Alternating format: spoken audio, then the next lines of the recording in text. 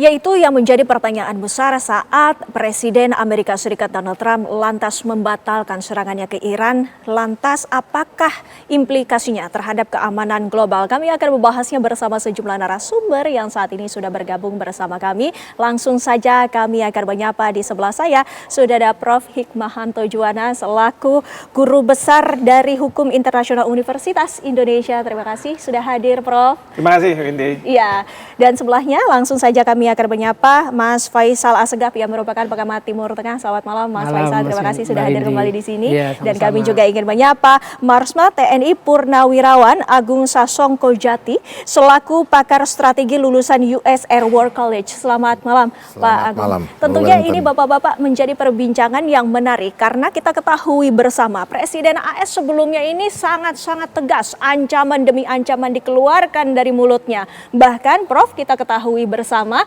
dibilang bahwa Iran hati-hati, kami akan menghadirkan strategi yang sangat besar. Namun ternyata ciut, Prof. Ya. Jadi kalau saya perhatikan yang ada di media, apa yang disampaikan oleh Presiden Trump, pertama dari juru bicaranya yang mengatakan bahwa 18 orang yang akan dieksekusi mati ternyata dihentikan. Baik. Sehingga tidak jadi serangan itu dilakukan. Yang kedua adalah pernyataan Trump ketika di doorstop oleh wartawan ditanyakan apakah ini atas saran dari negara-negara di Arab, ya, Israel.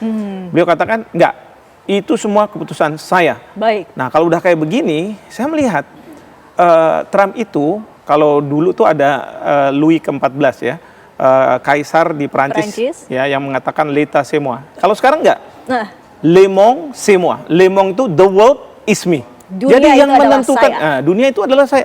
Jadi nggak perlu ada masukan, nggak perlu lihat aturannya bagaimana, tidak lihat apakah dari segi kesiapan dari militer Amerika Serikat di sana sudah siap atau tidak. Pokoknya dia bilang kalau saya mau jalankan, saya jalankan. Tapi kalau saya tidak mau jalankan, saya tidak mau jalankan. Dan ini sudah disampaikan oleh Presiden Trump ketika beliau mengatakan, saya nggak butuh hukum internasional. Bahwa yang bisa menentukan apakah saya akan masuk atau tidak, ini dan lain sebagainya adalah moralitas saya. Baik. Itu yang disampaikan oleh Presiden Trump. Dan ini kelihatannya yang dimunculkan. Sehingga kalau udah seperti ini, predictability, ya, apa sih kemungkinan yang akan terjadi ke depan itu, kita juga tidak tahu. Karena apa? Semua itu bergantung dari Presiden Trump sendiri. Baik. Betul. Pak Agung, Anda melihatnya memang seperti itu. Apa yang menjadi trigger untuk dilakukannya penyerangan dan apa pula yang menjadi Presiden Donald Trump ini mundur ataupun membatalkan serangan ke Iran, Pak Agung? Kita tahu ya bahwa menjelang Presiden Trump merencanakan serangan ataupun sudah mengatakan bahwa dia akan menyerang untuk mendukung para demonstran, itu ada beberapa negara yang menghubungi Trump, khususnya dari negara Timur Tengah yaitu Arab Saudi, Qatar, Uni Emirat dan Mesir, dan juga yang uniknya adalah Netanyahu untuk membatalkan ini. Bahkan Israel sendiri. Israel, Netanyahu sendiri yang mohon membatalkan.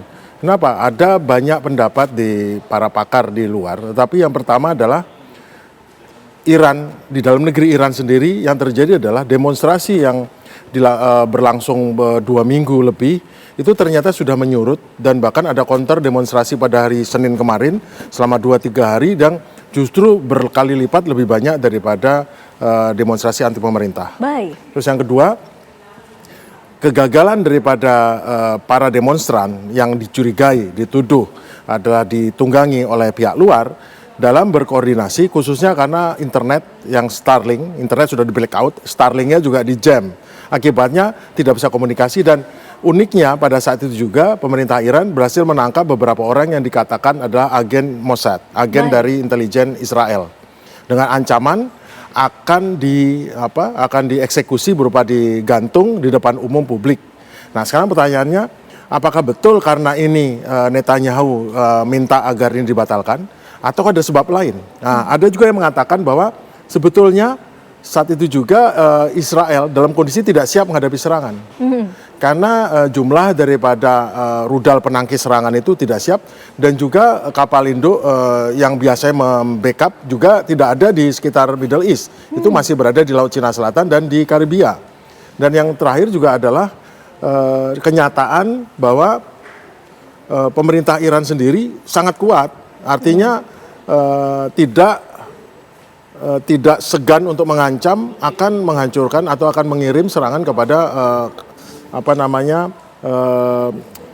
pangkalan-pangkalan militer Amerika yang ada di ini. Hitungan kalkulasinya apa untungnya juga bagi Amerika, karena isu utamanya nuklir sudah dikatakan selesai oleh Trump pada saat dihancurkan, tapi isu berikutnya apa betul Amerika ingin berperang untuk membela demonstran?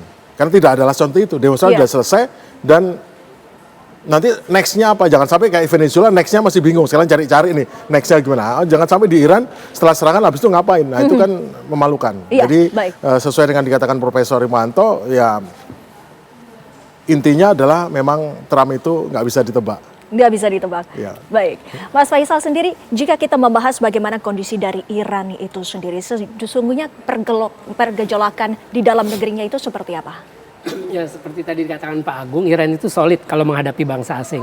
Kita tahu demonstrasi anti rezim yang dipengaruhi oleh kondisi ekonomi yang ambruk itu tidak mempengaruhi rakyat Iran secara keseluruhan. Baik. Jumlah demonstrasi anti rezim itu sekitar belasan ribu dibanding 90 juta rakyat Iran. Jadi memang Iran ini sebagai sebuah bangsa, sebagai sebuah negara itu sangat solid di bawah rezim Mullah.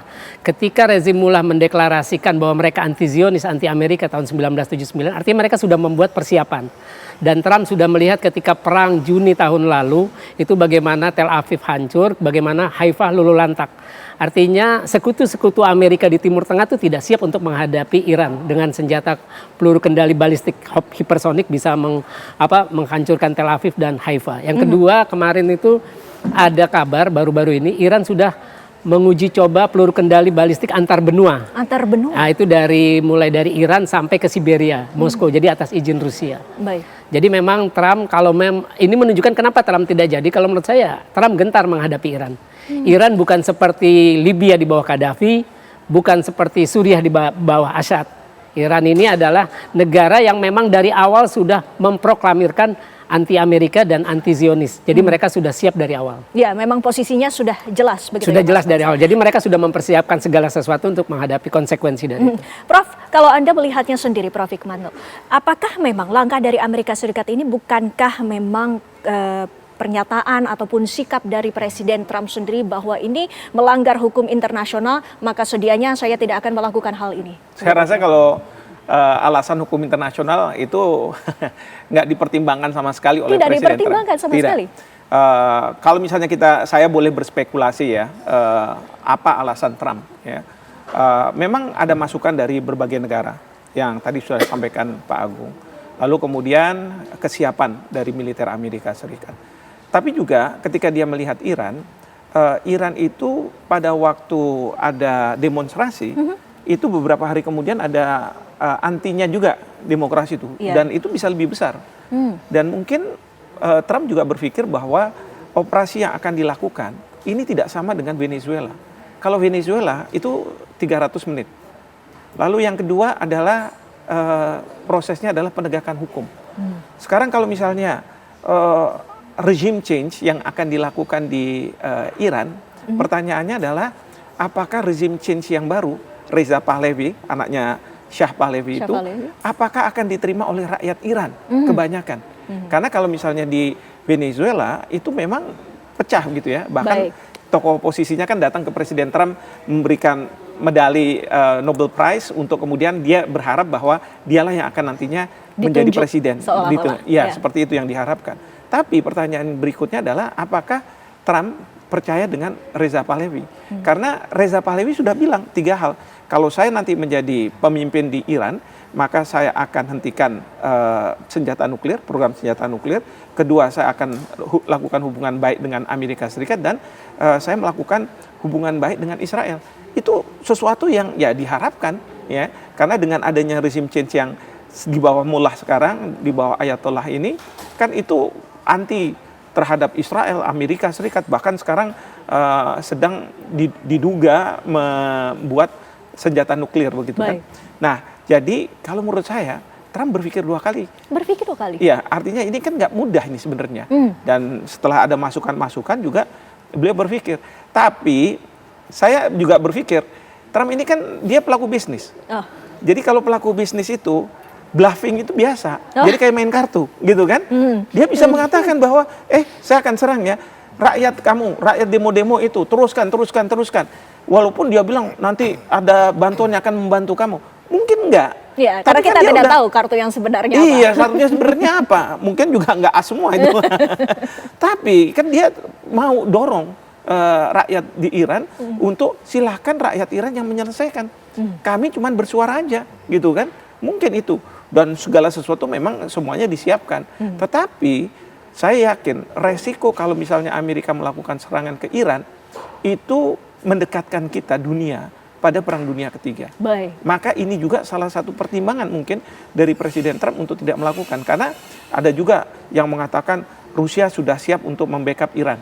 Karena bagi Rusia kalau dia harus berhadapan-hadapan dengan Amerika Serikat langsung, itu jelas itu udah Perang Dunia Ketiga. Tapi sekarang bagaimana Rusia bisa memberi pelajaran ke Amerika tanpa harus berhadapan-hadapan dengan Amerika. Yaitu kalau Venezuela sudah selesai, katakanlah begitu, ya Iran. Atau mungkin juga Kolombia. Mungkin juga Cina juga akan melakukan hal yang sama. Artinya mereka menggunakan Iran sebagai proksi. Bukannya tidak mungkin itu yang dikhawatirkan juga oleh Trump. Kalau misalnya seperti ini, berarti kita mendekatkan pada Perang Dunia Ketiga. Dan Selat Hormuz itu juga penting loh.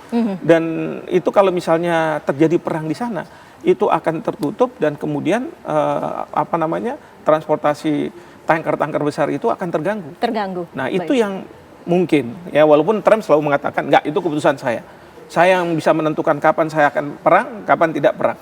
Kira-kira. Pak Agung, ini berarti seperti yang kita kutip dari Prof. Hik.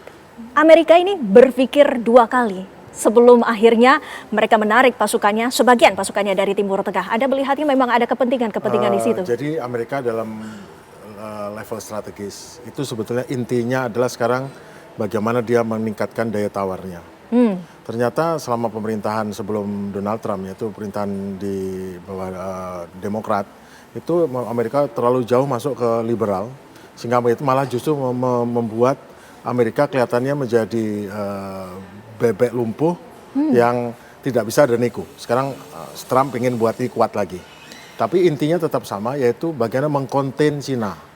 Containment of China. Bagaimana menghambat China, dan sampai Cina dengan cepat akselerasi teknologinya, akselerasi ekonominya, akselerasi kemajuan lainnya. Dengan cara apa? Jangan sampai Cina dan Rusia ya bisa bebas leluasa mendapatkan minyak yang murah dari Venezuela atau dari Iran, karena begitu di stop Venezuela itu bukan hanya sekedar menyetop tapi juga menangkepin tanker-tanker itu. Tujuannya apa? Jelas untuk jangan sampai itu ke Cina. Baik. Tetapi nggak ada masalah bagi Cina karena dengan cepat Cina langsung ke Iran. Kebetulan jenis minyak yang ada di Venezuela dan Iran itu sama. Jadi minyak berat yang sebagian digunakan untuk bahan bakar, sebagian lagi jadi bahan seperti aspal dan lain sebagainya. Nah itu yang, dan kebetulan kilang-kilang minyak di Cina cocok dengan itu. Kalau dia harus beli minyak yang ringan, itu mungkin kilang harus di ini. Nah sekarang cepat, dan begitu mengetahui kenyataan bahwa dengan cepat tidak ada masalah bagi Cina beralih ke Iran, maka harus Iran. Maka dalam waktu sekejap 25% bagi sanksi Iran. Kok tiba-tiba ujuk-ujuk? Ujuk-ujuk kok 2% sanksi bagi yang berhubungan dengan Iran. Yaitu kaitannya karena Cina langsung mengalihkan ini. Dan lewat Selat Hormuz itu 40 juta barel setiap hari. Itu gampang, tinggal torpedo nabrak satu tanker di Selat Hormuz yang paling sempit di depan Bandar Abbas, itu selesai, nggak ada yang bisa lewat. Bayangkan dunia tanpa 40 juta barel setiap hari, itu sama aja dengan melumpuhkan, dan yang paling pertama lumpuh adalah Barat. Iya, baik. Negara lain masih belum setinggi itu konsumsi bahan bakar. Negara-negara Barat, kawan-kawan ini, makanya inilah jawaban kenapa menghadap Arab Saudi, Qatar, dan lainnya menghadap. Kenapa? Karena pada akhirnya jika jadi pecah perang, otomatis harus berpihak. Dan yang rugi adalah siapa? Ya Israel juga. Baik. Ekonomi, intinya ekonomi. Intinya itu, benang merahnya. Mas Faisal, lantas sesungguhnya dari sikap yang telah diambil oleh Presiden Trump ini, efeknya ataupun implikasinya terhadap Timur Tengah ini seperti apa? Nanti dijawabnya. Selepas jeda pemirsa, kami masih akan kembali sesaat lagi.